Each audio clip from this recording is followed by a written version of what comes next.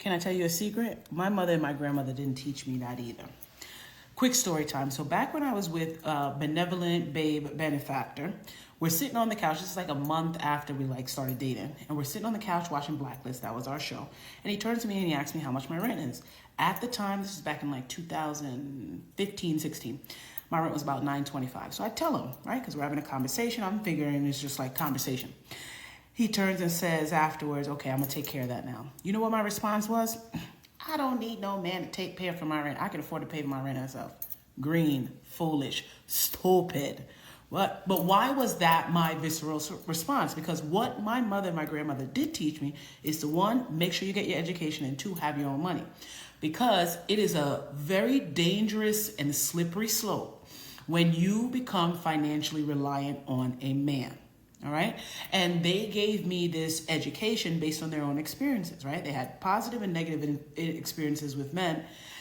And their ethos was to bestow on their female descendants that the best thing you can do for yourself is to not have a man physically abuse you or hold you financially hostage. And I'm not saying that there's anything wrong with this advice, but this advice doesn't take into consideration two things. It doesn't take into consideration the first, which is after you do A and B, which is get the education and get your own money, how do you navigate dating a man, right? What are you supposed to do in order to have a fruitful relationship? And the second thing it doesn't account for, the fatigue that comes from being taught to be independent your whole life and you do everything for yourself out of fear that someone else helping you, they're going to hold it over your head. So how did I learn? Well, I learned through trial and error, through experience, right? I learned through socialization. I moved from New York to South Florida.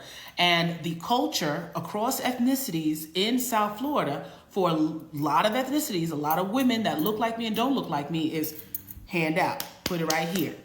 Okay? So you pick up on these things as you go through the ebbs and flows of life.